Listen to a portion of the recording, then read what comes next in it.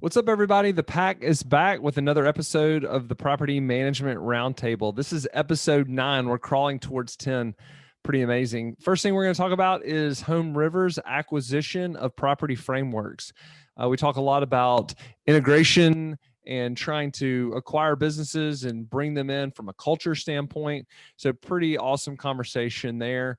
And we just talk about things we see, things that are happening in the mergers and acquisition space. The next thing we talk about is the law of 3 and 10. So this is a principle that I learned by listening to a podcast that says basically every time your business grows in factors of 3, you have to change your processes. You have to update. Everything seems to break. And so when you triple in size, all your processes are going to break. So we talk about that for a little while. The next thing we talk about, and this is one amazing conversation, is Mike had a new onboarding process, a new onboarding 2-day event, and he shares with us how he did it. And you just really need to listen to this. If you're onboarding new team members, which we're onboarding a lot of them, you're really going to get excited about this conversation and probably have a bunch of questions for them, just like we did. And the last thing, as always, is books we're reading. So this is episode 9 of the Property Management Roundtable coming right at you.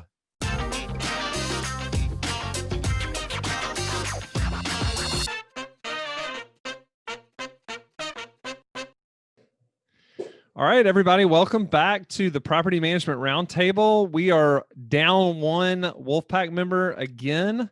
We've got Vince back. Tim is not here. Welcome, Duke, Mike, and Vince. What's going on, guys? Hey, yo. So wanted to kick it off with a question, property management related. We're going to talk first about the HomeRiver acquisition of property frameworks. I was just wanted to get you guys' take on one of the hot industry happenings going on. Not everybody at once. Duke, why don't you start us off? Yeah, no, I was excited to see it for Andy. Obviously, I know that there's several of these groups that are, aggregating lots of companies, including, Mind and HomeRiver and others. And it seemed like some of them had got to a certain point and were like stagnating a bit. And then this probably, I would assume, pushes through certain thresholds for HomeRiver, and I'm happy for him. So it's exciting. I think property managers get nervous when they see these big groups forming because they think maybe one day they'll come to my town and put me out of business. But I think on the other side, it's nice to see our companies valued, and there's always an exit, out there for your company, and that's got to provide some comfort too for folks as they're getting older. So I think it's good for the industry. I'm excited. Yeah, Vince is one of the big aggregators. What was the news like at Mind? Yeah, I think we also, I'm excited for them. I'd love to talk to Andy and the folks at HomeRiver to hear how they're going to roll out the integration of such a big acquisition. It's a lot of units to absorb at once and a lot of logistics. So I'm curious how they're going to go about that. And we're going to keep an eye on how they go about that, just because it's very interesting. Like, I think that that rollout is going to be really critical to their success. If I know one thing about Andy, he is not physically going to be doing any of that work. He's probably done with his work now, except for communication. Probably right. I interrupted you, Vince. What was that last thought? Yeah, no, I think there's, if I understand correctly, there's a lot of new markets that this potentially got them into as well. So we'll be curious how they handle that, if they're going to, set up shop in all those new locations, or if they're going to centralize it. It'll be interesting to see how it all shakes out. Yeah, Mike, this is the largest stated small multifamily and single family property manager, like stated number of units they manage. They said in the press release they manage 25,000 units. Now, Mike, me and you have a stated goal. Mine's 25,000. Yours is 24,000. How did you feel about somebody beating you to the punch? We thought we were racing to that number, and they got there first. I'm racing you, buddy. I'm not racing. I'm not racing HomeRiver. You're not racing Andy? We got a little different pocketbooks, a little different checkbooks there and balance sheets. So not exactly something I'm super concerned about. I'm excited for Andy and the team. I am curious. One thing I thought about during this is you just brought up different markets. Be interesting to see somebody kind of do the old like 80s, 90s trick where they bought one of these big conglomerates and then try to sell it off piece by piece. How many people are out there looking for property management companies? And that's one way that you could turn this thing into like a profit center is, during this acquisition, they could sell off some of these to smaller property managers that are willing to pay a premium because there just aren't that many businesses for sale out there. Just kind of an interesting concept. Sam Zell did a good job in the past, or no, Steven Schwartzman was talking about that, buying commercial property and then selling it off the same day that it was purchased to make a profit. So it's kind of an interesting concept. Wonder if they have any thoughts on doing that. Like keeping like 70% of the markets that you wanted, the 30% of the markets you don't want, selling them at retail. Like, yeah. Vince, did y'all ever think about that? Yeah, that's a good, I mean, yeah, definitely. The tricky part comes, you have to do it pretty quickly because you don't want the owners to go through two transitions or that just makes it really messy. So, but you could write that into the contract as part of the acquisition that, those you carve out a separate set of companies that you sell off. So it definitely, I think it's a good strategy to employ. I'm curious how deals like this get done. I mean, these kind of big deals, we've all bought small property management companies, but when you take two of the bigger brands in the industry, how do deals like that get done? I'm just lobbing that out there for anybody that thinks they know an answer. I don't know, but I'm guessing it's the same way it's relationships and right place, right time, probably is my guess. I'm guessing there's only a handful of companies that big and they probably talk here and there. And then the moment that Property Frameworks was getting itchy or Realgy wanted to sell them, Andy was there. That's my guess. Vince, how do we get in that? Vince is by far the most equipped person on the team here to answer that. Well, I was hoping Vince would answer that question, but I didn't want to put him on the spot. I guess my question to Vince would, how do us smaller guys get invited to that cocktail party? I think you're already at those cocktail parties. I think that's not true. I'm at the cocktail parties with these two guys, Mike and Duke, and we want to be at the big kid table or the adult table. We're at the kid table right now. I think it's just openness and willingness to talk, and if any of you three were open to selling or doing a deal, you just raise your hand, right? I think there's similar goes with us or with HomeRiver or some of the bigger players. It's like if you're looking to exit, it's a small industry. You guys know everyone in the space. I think you just gotta put your flag up and people will talk. I'd be interested to know from each of you. Vince mentioned something that I was kind of thinking, but then he did a good job of putting into words the integration challenges that Andy and them are going to go through right now. I mean, what are the things? Let's say you were the CEO of HomeRiver, you're sitting in Andy's shoes, and what are the things that you're going to be thinking about as you try to integrate these, essentially a company that's just as big as yours? Because I think both of them were at about 12 or 13,000. Culture is the number one thing that stands out to us, especially going through, we've done 18 deals now, and culture always, you're merging together two big organizations that have either the same, different, or kind of overlapping cultures. And depending on how they're going to structure bringing on people from one organization to the other, letting people go, et cetera, blending those two cultures together and keeping a consistent, uniform environment across all markets is a huge challenge. And that ultimately trickles down to service levels. We're a customer service business, and if you're having any conflict with culture, that seeps down to employees, and then that ultimately seeps down to how they act in the marketplace. So that would be my number one focus.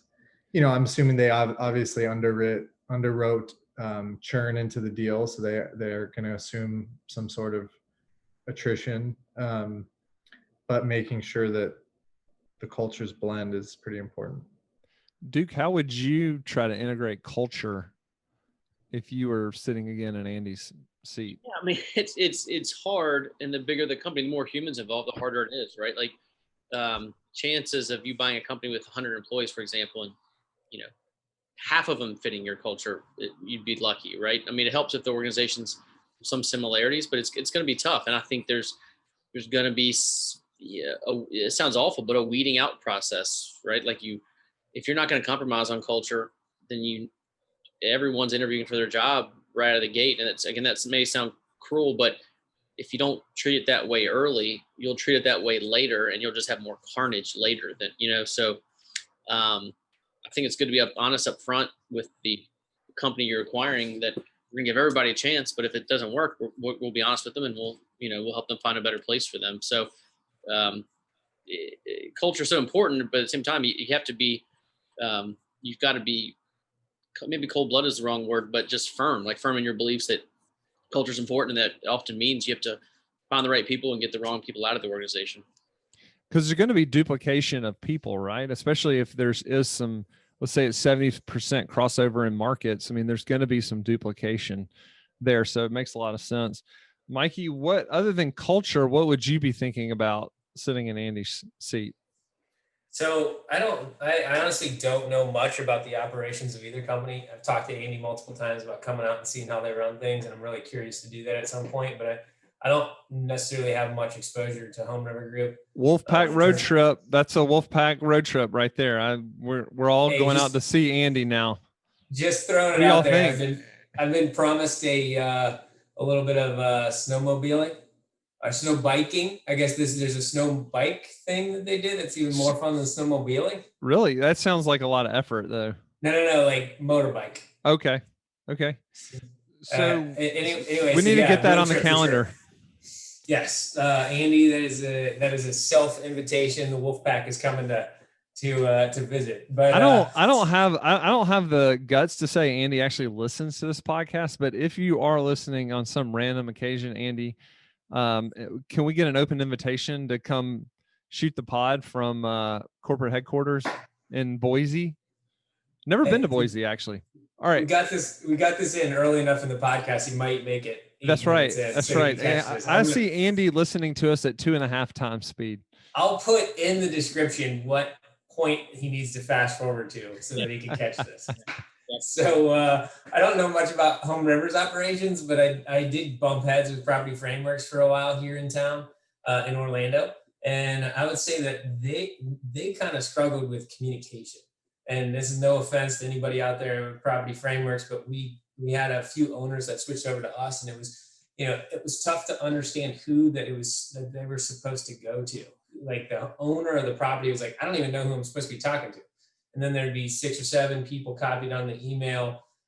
So I feel like operations is probably going to be something that is crucial, obviously crucial for success for HomeRiver to kind of integrate with them, because they probably need to smooth out operations and kind of figure out how to blend the two, like you talked about with culture. But you have one way of doing things. So for example, Matthew and Duke run their companies slightly differently, right? Duke runs it on a pod system we've all talked about quite a few times. We kind of emulated that exact same system. We're small teams of 3, where Matthew's is a little more market driven and maybe not as defined in terms of the different pod level structures.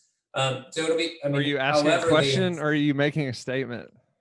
I'm like answering, I'm kind of like making a wishy-washy statement because I'm not 100% sure how your markets are set up, if they're as structured in terms of positionally like Duke's and ours are in the pods. So anyway, it's going to be tough. So operationally and culturally, you think I'm second tier to both you and Duke? Is that what you're trying to tell me now?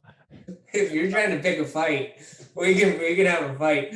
No, I'm saying I don't know you. I haven't tried to emulate your structure as much, so I don't know it as well. And I know Duke's pretty well. He's digging a bigger hole every time he talks. So anyway, getting back to my actual answer, if you'll let me answer, I am saying that I think that operations, just general operations of property management, is the blocking and tackling. So how do you sign a renewal at HomeRiver versus how do you sign a renewal at Property Frameworks is going to be probably one of the most difficult things to do, for sure. If I can interject, Matthew, because I know this is one of the topics you want to talk about, is like, as you scale a business, like your processes need to change as you double and triple in size, and they're doing it overnight. So like if we were to draw a map from here to doubling in size, there's several things we've identified already, changes we need to make. Maybe it's payroll software, maybe it's HR software, maybe it's changing up the corporate staff org chart. They're going to have to do that overnight.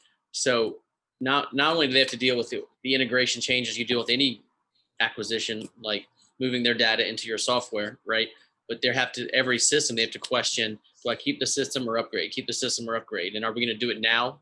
Or are we going to do it a year from now? And so a lot of these things you're going to integrate and then change a year from now. So it's going to be an integration challenge. I'm sure they know that, and I know they know that it's not going to be easy, but they have a lot of work on their hands for sure. Yeah, I would imagine people have been working leading up to this, and then now they're working their tail off kind of month one. Any clue what property management software both people ran? Vince, No, I was just going to ask you the same question. I'm like 90% sure that that Andy and the HomeRiver group went all in on PropertyWare last year. I think that's right too. I heard that. What about? I actually think, if I remember correctly, Property Frameworks is on PropertyWare, so maybe that makes it a little bit easier. Mm-hmm. Yeah, hopefully. So, you brought up something earlier too, guy. I forget who it was, but what do you think this does for valuations in the industry? Let's let Vince go first on that. Yeah, I mean, I don't see it impacting things, to be honest. I mean, I'm pretty I think property management companies are generally really healthy right now, and they've generally done a pretty good job throughout these challenging times this year. So if anything, I think owners are a little bit more reluctant to sell. Maybe you guys have seen otherwise, but companies are doing pretty well. People who were considering to sell previously maybe want to hold on to their business because it's a better cash flow stream than the stock market maybe. It may be more volatile there. So I've seen people be a little more reluctant to sell. I think a consolidation like this is an indicator, I think, for more larger consolidations to come in the near future. So I think that's something that will happen in the next 12 to 24 months. But from a valuation standpoint, I personally don't see it impacting things, at least in the immediate future. And Vince, you mentioned larger consolidations. There's just not a bunch of larger companies, right? I mean, if you look at companies that are let's define larger, north of 5,000 units, or how would you define larger? I'd say above 2,000 is kind of in the 1%. You're just kissing all of our butts right now. I appreciate that though. But you kiss away. I like that. But let's say larger consolidation. I mean, there's not that many larger companies out there. And so how is all this consolidation going to happen? It makes sense that it does, but it seems like there's still opportunity for other people to continue to grow their business and be one of those large consolidators. Yeah, I mean, when I think consolidation, you could even look at the home vault consolidation. It doesn't need to be on the scale of 20,000+ units. It could be the three of you guys consolidating together and saying, screw this, we're gonna go at this, right? Or other folks who are, maybe merging because they want to go into another market and they see parallels with another operator and they do a mini consolidation. So to your point, there's not a lot of 20,000 plus. I mean, I think, Mind, HomeRiver Group, and Renters Warehouse were the three largest, and Property Frameworks, which I think now puts HomeRiver at the largest, I think, in the space, maybe just behind Renters Warehouse. I'm not too sure on the unit count. Yeah, they say that their press release said that there was 25,000 units and that they're the largest small multifamily and single family manager. Mike, I'm interested. Vince mentioned Home Vault. Your thoughts on those types of consolidations where property managers are essentially forming almost like a network and putting out a bigger brand versus going maybe and acquiring. They're all coming together and looking like they're a bigger brand. I think we need to track those guys down and pick their brain and see how it's working out. They're testing the model for us. Yeah. Obviously, the scale would be a little different, but I'd love to see how it works, how the integration has worked, and more so like how it's worked profitability wise. You kind of hit the nail on the head earlier. When you said that there's going to be duplication with the HomeRiver / property frameworks, staffing model. Obviously, there's also duplication but it would probably be at the corporate level. There'd probably be a lot more waste in executive salary than there is on the property level, where people are answering service requests and leasing apartments and houses and doing that kind of stuff. The duplication is going to happen at the top. So how does that work? And is it a benefit or a detractor to the bottom line? It definitely, I'm really interested. I think we should have those guys, or at least one of those guys, on our podcast at some point. We do need to start having some guests on now that we're all audio, or not all audio, but we've got an audio version. I think it'd be worth adding some people to the roundtable. Duke, your thoughts on consolidation? Yeah, like the Home Vault thing, I know most of those folks, and they're all really good people, and I wish them the best. I think any consolidation like that, kind of Mikey touched on it, the challenge is going to be, like, if you were to start that company from scratch at that size, the chances of those 5 owners fitting perfectly in the roles they put themselves in is almost impossible. That 3 of them might work, but two aren't. It's just human nature, and so that's gonna be the painful part. Is you're a year or 2 into it, and you used to being the CEO, now you're the head of marketing, you're the head of whatever, and that's not what you're meant to be. So that's a challenge. A bigger consolidation, like I would assume, the HomeRiver one is a good example. That's such a big consolidation that they're not going to put someone in a spot just to make them happy. They're going to get the right person in the spot, right? And so I think that is the down. Any partnership is challenging, right? When it's 2 people, it's challenging. But when it's 5 people that are used to being owners, that's going to be challenging. The benefits are obvious, right? Scale, efficiency, that's great. And I think Home Vault will do a great job. And maybe I'm wrong. Maybe those 5 humans will fit perfectly in those roles, and I could be wrong. But just those consolidations in general, I think that's we talked about that, right? If you explore the possibility of us merging, for example, how do you, the odds of putting all of us in the right seats and of us being happy for the next 10 years is almost impossible. Matthew, a question. What do you think? Do you think it's going to impact valuations? Well, I'm with you. I don't see a lot of available property management companies out there to buy. So it makes sense that Andy and them went for one of these big mergers. So the fact that there's not a lot of property management companies out there to buy currently should, supply and demand more affect valuations. I don't think the consolidation, I think the thing that could happen is, and this would be my question for you guys, is that people could, as a small property manager, you could see it as a threat. I think Duke even mentioned this earlier. What do you do about the threat? Are you saying, hey, I'm going to get out of this before the Walmart comes in and, destroys my little corner store? Or is there a place for the corner store even 10 years from now? Yeah. What do you think, Duke? That's a good question. And I think, like, it's 2020, I'm in Richmond, a market of 1.3 million, and there's still not any of the big guys here.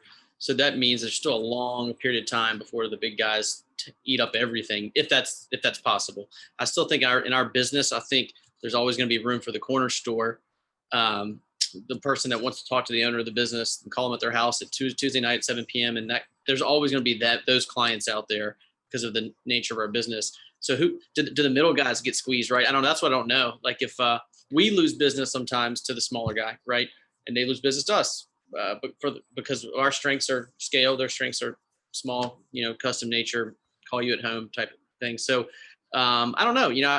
It doesn't scare me yet, but I'm always aware of it. I'm always it always helps to be paranoid about what could put you out of business. And so we always think about that. I think the lesson you mentioned is exactly what I think in 10 years from now is being afraid of being in the middle. Like you don't want to be the middle, one foot in kind of small mom and pop property manager and one foot in scale, because you're just going to get the worst of both worlds instead of the best of both worlds. I think the boutique property manager absolutely has a place, just like you said, Duke, that somebody wants to be able to call that person's cell phone. If you're going to manage 200 to 400 units and manage those really, really well, the kind of genius with 1,000 helpers model, I think that's a great idea in a great lifestyle business. Mike, what do you think? I agree. I think there's always going to be a spot for mom and pop property managers. To answer the original question, I think it absolutely affects valuations of property management companies, specifically large ones, because there just aren't that many examples. So, for those of us who are out there and they're like, oh man, if we just get big enough, we're going to get a 2x or a 3x valuation. This definitely throws a wrench in that plan. If that's kind of been one of your thoughts, unless you can present that value and you bring that value to the table to a potential buyer down the road. So yeah, it definitely affects it. I also think there's always going to be a spot for mom and pops. I do think that because the accessibility of the smaller companies, there's value in resale value in smaller companies. Like the first company we bought, Atrium, when we bought it, we paid, 3 times EBITDA, which was, significantly more than 1 times revenue, or kind of what the adopted standard became a few years ago for purchasing, the boutique multifamily companies. So I think there's value in the smaller companies, more so than the bigger companies. So just some ramblings, some thoughts there to answer some of the questions you brought up. So I want to pivot and talk about, I was listening to a podcast recently and the founder of Evernote was on there. And this kind of makes a natural segue. And he was talking about the law of 3 and 10. And what the law of 3 and 10 says is every time your company triples in size, then it becomes all of your systems and processes need to be updated. So, if you're a 1-person property manager and then you grow to be 3 people, well, your 1-person property manager systems and processes are going to break down at 3. The reason they call it the law of 3 and 10 is because the math's way easier using 10. So the next stop would be 10. So you go from 3 to 10. When you go from 3 to 10 people in your office, then everything starts to break down. And then of course you have 300, 1,000, 3,000. So I'd be curious what your thoughts are, any processes you've seen break down as you've grown. And I would also love to know how many people are on your team currently. Sure. Who wants to go? I'm getting bad at calling out names. Vince, why don't you start us off? So we're in a bit of a unique situation because we're building our own software, so we get to change it as we need to change it. I think some of the challenges that we run into are going to be different because we have the ability to change it real time. So accounting obviously comes up as the big, I think, choke point in our growth. As we've evolved, distribution schedules, how is that all, that's the owners care about how they're receiving their money the most. And so we've had to change and build out our accounting system to be more robust as we've exponentially grown. So we've had, somewhat of an advantage because we're building out our own technology.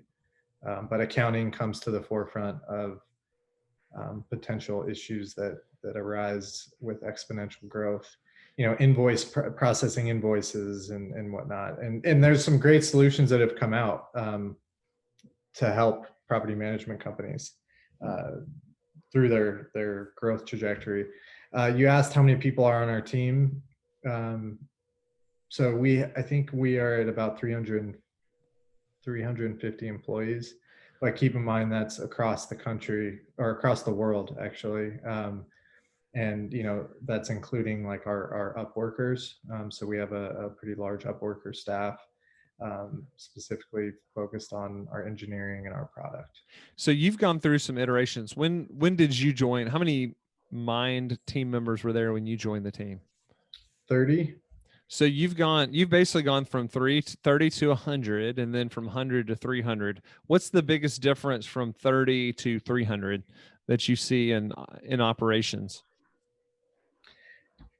I think just the efficiencies of scale, like we're really starting to notice that, especially when we're getting density in regions. I think it takes a little bit to get there. But when we have 2,000 units in a region, we really we're toying with mega portfolios right now. So our property managers, they used to be able to manage about 400 units effectively, our property managers. Our mega portfolios right now, we have 2 mega portfolios in California. They are rock stars, the 2 PMs. They're managing 900 units right now. How many owners is that? I don't know specifically. Gotcha. Call it 3 to 1. So 300 owners. Yeah. So that's a lot, right? Like that's a big leap from, and when I first started, it was like 200. So 200 to 400 to now 900. Now the verdict's out, like how big, we don't want it to get too big where there's a lack of customer service and it's a trickle down, but there is a real, advantage to having efficiencies of scale in a market. Do you think that a lot of those efficiencies have come based on your technology? Yes, I think probably 50% could be contributed to that. And the other 50% is just the fact that there's density in a market? Yeah. Yeah. I mean, you finally nail down your repairs and maintenance, you're helping existing owners buy other products. So it's not like you're dealing with brand new owners. I think that's something that's also helpful is once you get them bought into your brand and you perform, and then you get them to buy more investment property, they become an easy owner, right? Yeah. Like they're not as much of a pain. They understand your processes, et cetera. There's trust there. Yeah, exactly. Duke, you were, if I remember correctly, employee number 1 at Dodson Property Management. So you've seen a few iterations. What are y'all at now? I think we're about 105, 110 today. Yeah, I mean, is this the part where I talk about no man's land, Matthew? That was a few minutes ago. I heard all those references, those undertones. So go ahead. Yeah, I mean, like I think I've definitely seen this. You figure out a way to do something and you grow and you're like, wow, that doesn't work anymore. I got to figure it out. And I think the sooner you figure that out, the better each time. You can't change a process every day, but you probably have to change it every 3 years or 5 years, depending on your growth. But just an example, like just processes themselves, right? Like when it was just me, I would create a process in my head, right? And then when it was 2 people, I'd create a process and I'd write it down and I'd have a Word doc and then I would put it on their bulletin board if it was their process. And then you get to 7 people, you're like, okay, maybe you got a shared Google Doc that you have access to. But then when you get to 30 people, you just can't have one shared Google Doc that everyone has access to because they could all delete it by accident, for example, right? You have all these things, all these problems that come up as you grow that you never consider when you're small. And so then you have to have Google Docs, protected or just shared with certain people. Like, so as you grow, like that just keeps happening, right? So how you create process, how often you change them, where you store them, who has access to them, all those things constantly change. You'll see your corporate staff change, like just the makeup of your corporate staff as you triple in size. Your corporate staff almost has to be reconfigured each time. And again, that's painful, but you have to do it. If you don't do it, you have the wrong people in the roles for an extended period of time. There's damage there. So I absolutely believe in that. I never heard of that 3 and 10 thing, but that's absolutely true. I was just going to tell a quick story. We bought a business from a guy one time, and there was just 3 people there. So kind of second iteration. And we were asking about like, what's your payables process? And essentially his payables, when he would get an invoice, he would pay it that day. An invoice would come in, he would pay it. And so it goes to show you that things change. He also would drive around And for 7 of his owners, literally 7 of his owners, he would physically drive to the bank and deposit with their deposit slips and put the checks in the bank. And I was like, have you ever heard of ACH? Like, literally we can do this, magically through the power of the internet. And it just made him comfortable and made his owners comfortable that he drove the check down to the bank and deposited it. Vince? I was just going to say that from a technology standpoint, it is really cool to see, these companies emerging to solve these solutions or these problems that every company faces as they grow their business, right? Even Appfolio or Propertyware or, the other options out there, they need to continue evolving in order to keep you all as clients, right? And folks like, Property Meld and Second Nature, like all these solutions that are coming out. I love the power of innovation to help us grow, right? Even at Mind, like we're always looking at other innovations that are coming out that we may not want to build out ourselves. So, you hope that the power of innovation will solve some of when, Matthew, you're getting to 5,000, 6,000, 7,000 units. Hopefully someone's already thinking of the challenges you're going to face and you could just plug into their solution. Mikey, do you have any stories of processes that you've outgrown and all of a sudden they're archaic and maybe a ball got dropped in the process of doing it? Yeah, so I actually think the analogy is pretty good. I remember it was at like when we first started, it was at 3 employees that things really changed, and then for us, when we got to 10 employees, it was really a breaking point. We were at like 600 units, and that's when we actually had to hire multiple new employees that we didn't really have the budget for to introduce the pod system. And then it's kind of grown from there. And then this past year we hit 30 employees, and it definitely kind of broke again. And it wasn't like, Adam and I, neither of us, which you guys know, are great at, process and being detail oriented. So, it kind of took our employees kind of crying out and saying, hey, we need this support. We need some structure. We need some process documentation, along with Tim locking me in a room and yelling at me during our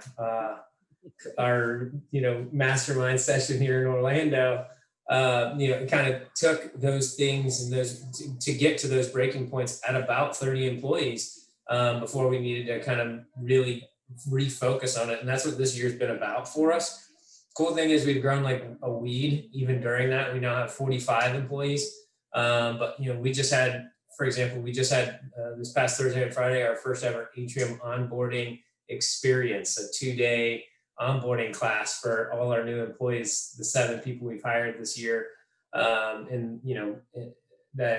That could make it here locally. We've hired some other people, but it couldn't be here. And but anyway, it was great. It was an absolutely awesome day. And then we didn't have that process before. It was something that we needed. It was a new need to really infuse Atrium's culture before Adam and I could have an impact on individuals. And that's quickly vanishing. Our ability to have a day-to-day impact on people and really try to put our thought process when it comes to customer service into our employees. So basically, we started this day, and it was a huge success. It was really fun. Talk about it. Onboarding training. Go ahead. Go ahead and go through the schedule, because I'm sure people would want to know what does 2 days of onboarding look like? Just a brief 20,000 foot view of the schedule. Yeah, that's a tough one to kind of synopsize because it was pretty in depth. But we started out with the first day was all about Atrium, kind of where are we, where do we come from, in terms of we talked about what our story was. Adam and I told the story. Then we broke down kind of meet the team, broke out the org chart, and broke down the technical aspects of each job. And then, kind of gave a little snippet of everybody's story on the team to kind of break down, who they're working with, how they got started, maybe a story or two about each person, which was really fun. It took about an hour, but I think it was a great process. We went over personality tests. kind of what your personality test says about you. We use Myers-Briggs. I know some of you guys use Culture Index. We're just too cheap for that. We did a icebreaker. Then we went through our VTO, which if you use Traction, our Vision Traction Organizer kind of goes through all our goals and our core values. And then we talked about our scorecard that we use on a weekly basis to kind of stack everybody up. And then one of the things that was probably the most powerful that we did on day one is we had all the leadership team who put on the training, the 2-day the onboarding experience. We had them each tell why they were with Atrium and what made Atrium special to them. And there wasn't a dry eye in the room. It was really cool to hear some of our leaders, like break down and just be authentic in front of the new people. I really think it helps people buy in. Then we went over some of the boring stuff, HR rules, that kind of thing. And then rounding out day one, we did a question and answer where it was a game where throughout the day, we jotted down some notes and asked questions from the day. And then we threw out little bottles of liquor to the employees who were coming on the team if they answered questions right. And they were like boxing each other out. They were like elbowing each other to the answers. I never would have guessed that the involvement, like the engagement would have been that good. But it was awesome. And then the whole second day, one of the things, if you read the book, I've talked about it 100 times in this podcast. If you read the book, Customer Service Revolution, it talks about how entry-level employees may have never experienced a 5-star customer service experience. So to round out day one, we went to Fleming's Steakhouse and we had it pre-programmed where they were going to get a 5-star customer service experience. And when we got there, on the menu, it had an Atrium Management Company at the top. Creating meaningful relationships. It was a preset menu. We had pre-selected wines. We had pre-selected appetizers for the table. So it took kind of the pressure off the dinner. And the service staff was literally just like swarming. It was like a ballet of food delivery and service. And it was really cool. Everybody had handwritten cards at their table. And it was my son's birthday. They even made a card for me to take home to my son. They gave us a free champagne toast. They really did it up. And the manager of the Fleming's restaurant is actually a partner in the restaurant. So she's got some ownership stake and she was there kind of playing quarterback. And it was just such an awesome experience. Okay. So then the second day we start out by Oh, that was day one? That was just day one? Oh my gosh. The second day, I'll speed it up. No. Instead of coming to Disney World in Orlando, I just want to come through the Atrium 2-day onboarding experience. That sounds way better. I'll send you guys the agenda, of course. I mean, the second day we unpacked the Fleming experience and the feedback was just amazing. So we go through it. What did they do right? What did they do wrong? And everybody's take was just so different. Like one lady was just, I love the fact that I never had to ask for another glass of wine. They just kept filling me back up.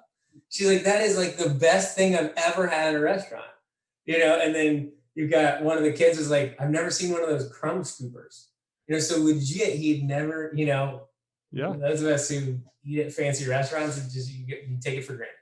Anyway, that was so fun unpacking that and going through that. How long did you unpack that for? Hour and a half.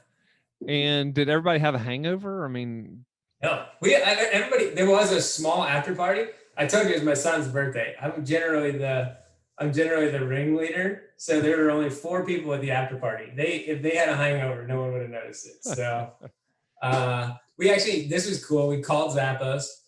We asked him for an airline's phone number, and they gave it to us on the spot.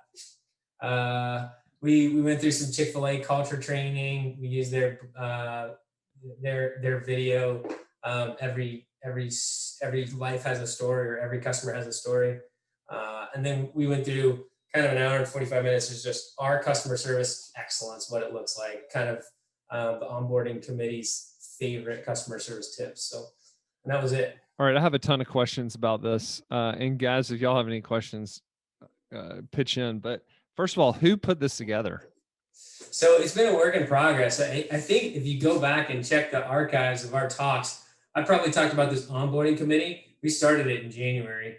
We initially planned to have it in April, and COVID kind of put the kibosh on that. So it's been a long, ongoing process. How often are you going to do that?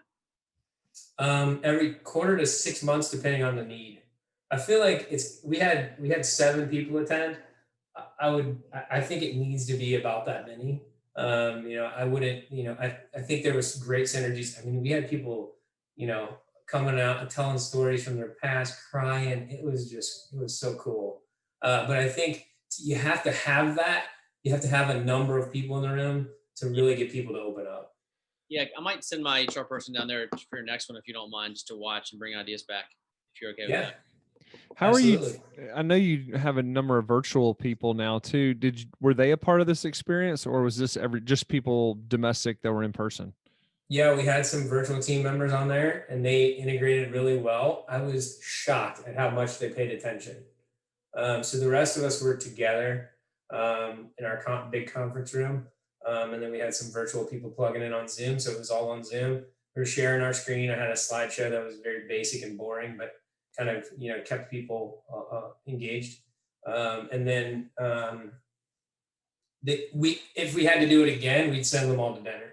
We didn't think enough in advance. So before the night, we told them to think about their best ever customer service experience at dinner so they could be ready to talk about it tomorrow. Next time, we will be sending them to dinner. 3 of our ITMs are in the same city in Mexico. But regardless, even if they're not, you could go to Google and pick, the #1 steakhouse in Spain, where one of our guys lives, and send them there.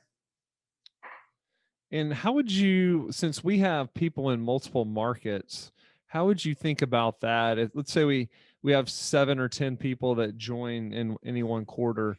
How would you think about doing an experience like that? Would you bring them all to one place to do that? I would. So it's interesting. I think about a couple of trainings that had a big impact on my life. And I had an onboarding training with the first company in property management I got hired to, which was Aimco, the 3rd largest company in the country. And they flew all the managers who had been hired in that month into Indianapolis. And it was a great experience. So when I'm preparing for this the night before, I'm like having flashbacks. I'm still friends with Stephanie Ward, who was the trainer of that training in Indianapolis. I'm still friends with her on LinkedIn. She checks in, she like cheers on our success and everything. But I was flashing back and I'm going through it and comparing our onboarding day to that. And I feel like we crushed it, like the energy and the vibe versus what it was at Aimco. So the longer we can keep that alive, I think the value is there to get people around your culture. What was your budget for this? It was originally, so here was our original idea. Feel free to steal this one. We were going to send people to Nordstrom's and give them a 5-star shopping experience where the salesperson knows their name, they know their sizes, they know what they like, and they have a whole cool, like, kind of Pretty Woman experience with salespeople swooping in and giving them all the deals, and then they walk out and they have an outfit that they feel 100% in, and they walk out the door and they have, every time they put on that outfit, they remember their onboarding experience. They look sharper than they did before. It's part of like the Atrium experience, right? And they get to talk about the 5-star customer experience. That was our initial plan. Because of budget constraints, we had to cut that down to, significantly less. So I would say moving forward, that might still be the option, but I had such a great time with the dinner and like talking about that, we might just keep it the same. When I switched from Aimco to JRK, I worked for a big company out of Los Angeles. I'll never forget the dinner that I had with the owner of that company for the rest of my life. He tapped me on the shoulder and he said, "I got big plans for you," which he probably tapped every single 5 people on the table at some point during the night and said, "I got big plans for you." But it felt special. It stuck with me and I believed it. Right. And, and in some way, he probably did want me to succeed. You don't want to see your employees fail. So I got to recreate that same experience that I had early on in my career with a whole team of people. And I think I want to do it again. Wow, that was incredible. I think anybody that listened to the podcast would get something out of that. I was sitting here taking notes and have all sorts of ideas around it. Obviously, Duke's sounds like he's sending his HR person down there. If I had an HR person, I would send them, but you're talking to one of them. So very cool. Well, that's all. We didn't even know we were going to talk about that, but what a fascinating story. Thanks for sharing.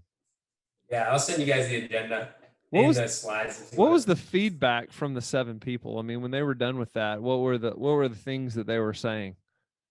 I mean, it just sounds so cheesy for me to be saying this because it's so like self-promoting. I mean, it's the feedback was overwhelmingly positive. Like I had no idea I was going to enjoy this much. I was really dreading this, and I had a great time. If I could encapsulate, if I could show you the joy and the tears and the stuff. So I went to see. It reminded me of I went to FU2, which is Filter Easy, now Second Nature's second Filter Easy University, their second iteration of that. And I was shocked by the number of people that were like moved to tears. And it was just cool to see it in our environment. You get people in a room and close the doors and tell everybody that what you say is not going beyond these walls. And, people start to open up. So, especially if you're authentic. I learned that from Spencer at your company.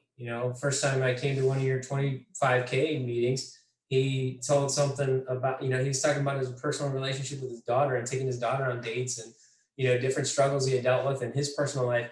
And I was like, man, it is just so important to be authentic today.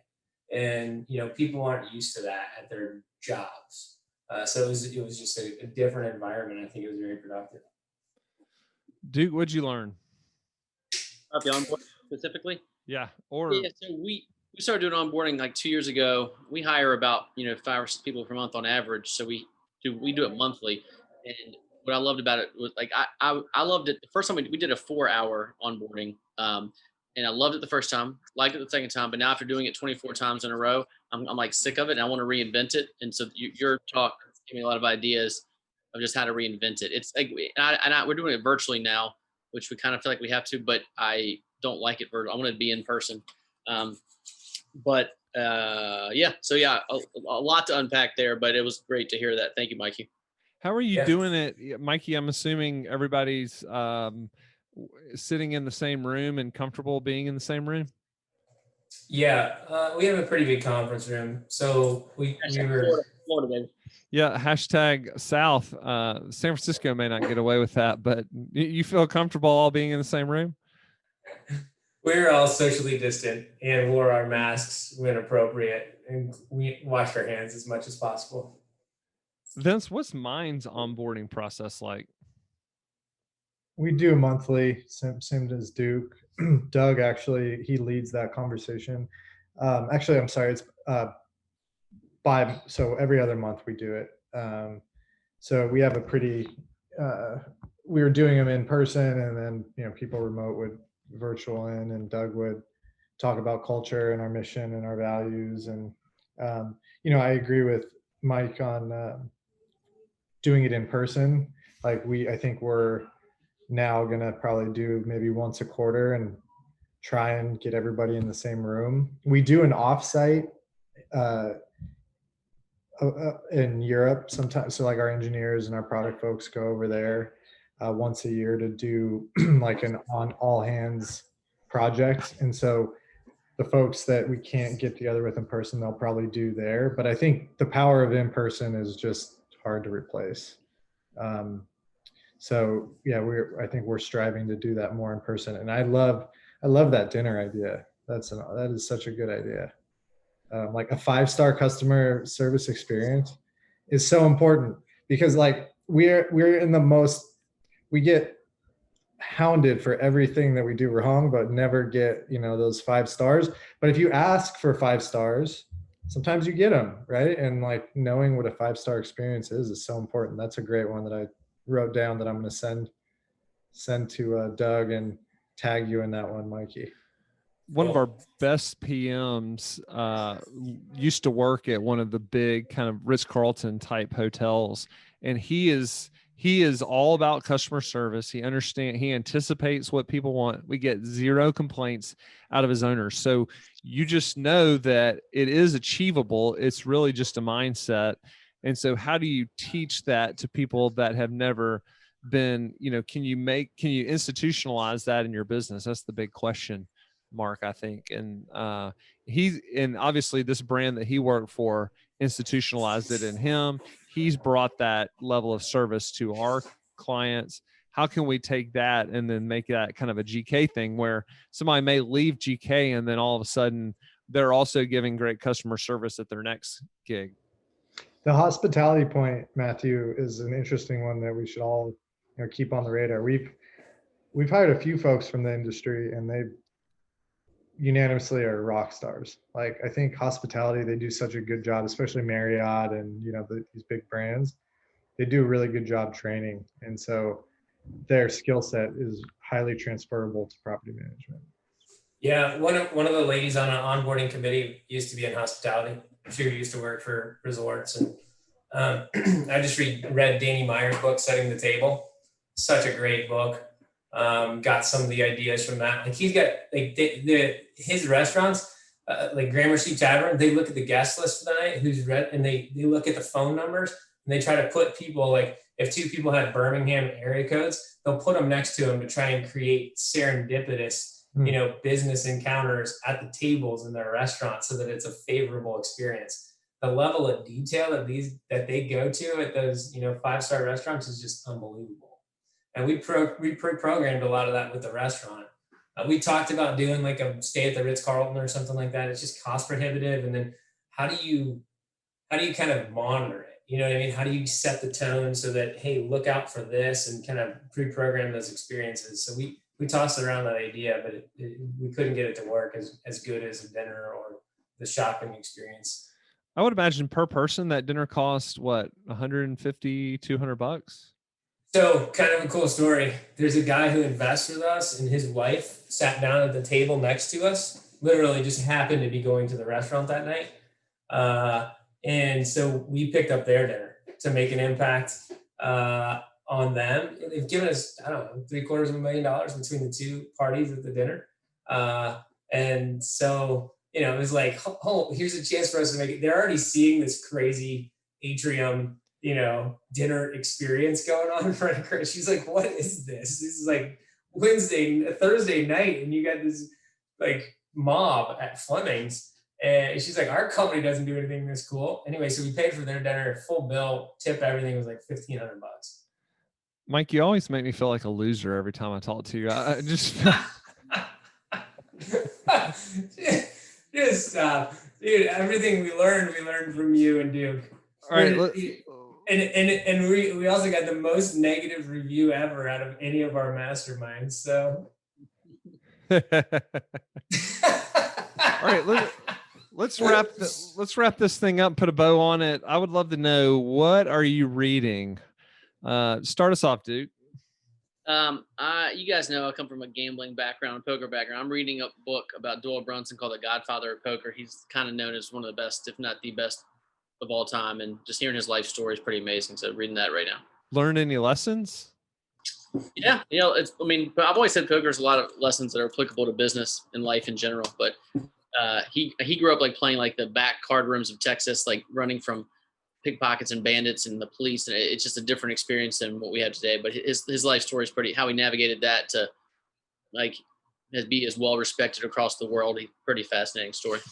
There's a book out there called Thinking in Bets, and it's about a poker player wrote it about how to think about business, and basically taking those same principles that you were highlighting a second ago and putting those in a book. So yeah, if you haven't read that, good book. The whole podcast on just that, like game theory and making decisions with limited information and a lot of stuff like that. Reading people, obviously, but anyways.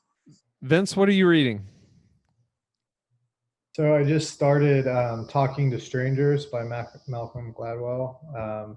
I'm not super deep in it yet, so I can't really provide any valuable insights, but I like it so far. I challenge myself to make sure I do talk to a stranger every day. Like just that uncomfortable feeling, sometimes what I've noticed, I've living in the city, I walk a lot and I always have my damn earbuds in, like too much. In fact, like so much to the point that I took them out when I was running the other day and I was like, God, this is beautiful. Like no noise, like birds. I mean, all I hear is noise in my house with my kids. And then I'd walk out the door and I'd have an ear pod in and listen to a book or a podcast, always educating myself, which is great. But I stopped talking to strangers. And like, I think that's something valuable, that, you know, that uncomfortable feeling, and not asking them, oh, how's the freaking weather, or how are you doing? Like, just asking them random things, you know, it's pretty, I don't know, it's pretty cool. What would be an example of a conversation starter? So you think I'm a little strange. So I like kind of trying to dig up stories from the homeless people here. Like, it's pretty eye-opening how many homeless people there are in the city. And I think, you know, they all have a story, man, like all of them, right? And, you know, I think the ones that don't seem violent from the beginning, right? Like if they're asking me for a cup of coffee, I like to just ask, like, you know, inadvertently, not how you got here, but like, where are you from? Like, what, and then that kind of sparks this story that you kind of get, you know, sometimes they want to talk to you for an hour and you don't have an hour, but like, hey, I'm from Colorado and I ended up in San Francisco, and, you know, this is how my life has ended, or is not ended, but has brought me here. So pretty cool stuff. I'm hoping that Gladwell kind of gets into that. Have you guys read this book? I have read it. Yeah. Yep. It's a little slow to start, so I'm hoping it gets a little better. But Mikey, what are you reading? Malcolm Gladwell fashion, he doesn't really give you a whole lot of direction. It's more of a just think through this and see what you can come up with type of thing. yeah, To me, I left it like, it was really entertaining. I enjoyed it. I got through it really quick, but I was left with like, well, what am I supposed to do with that? Mike, what are you reading? Yeah, I read, since our last podcast, I feel like it's been a while. I read Elon Musk, which, if you haven't read that, tremendous book. If you think you work hard, you don't work hard. That man is freaking insane. I mean, I left inspired, and Adam has now read it, and now Adam wants to go to Mars. I mean, he legit, like, he's like all this, like, he's literally reading about like science now. Adam wants reading about science first, and then he can go to Mars. Okay. So I mentioned already, I read Danny Meyer, Setting the Table. Such a great book. If you're on the customer service tip, which is why I read it, because it felt fitting. Definitely recommend Danny Meyer. He's a stud. And then I rewarded myself with the book, The Cost of These Dreams, which is a sports book. Great book. Great book. Yeah, real good book. What's it Starts about? out with a Jordan story, if you're interested in Jordan, but it's not the pretty to win all the championship Jordans. It's the cost of Jordan winning those championships. It's really interesting, but it's not necessarily that negative either. Like, it's not like a Jordan as a sad sap just sitting there smoking and drinking nowadays. Like, it shows you a little glimpse into his mind. It's actually really cool. I thought it was incredibly well written. Yeah, you would love it, Matt. It's great. So I'm reading Blitzscaling by Reid Hoffman. There's not a ton of applicable stuff in here, but probably more so for the mind world, for somebody who's scaling a business fast, generally a software business. But it's pretty interesting because I am getting some nuggets that make me feel better and make me kind of expand my thinking. So Reid Hoffman, for those of you who don't know, started LinkedIn, and he's kind of like a sage in the startup world, and he's written a number of books. My favorite one was The Alliance he wrote, which talked about the relationship between employee and employer. So that is it. Thanks, guys. This was an awesome podcast. It went in some directions I didn't know it was going to go in. If you haven't already subscribed, we are actually on audio versions now. So if you go to iTunes or Stitcher or wherever you get your podcasts, we have the ability for you to subscribe and get the audio version. So you can ride around and listen to the Wolfpack in your car. And if you have not already done so, please also, on these new platforms, leave us a 5-star review and tell the world about us. And the better reviews we get, the more people will be able to find us, and that would help everybody a little bit more. So thank you so much, guys. I hope y'all have an awesome day.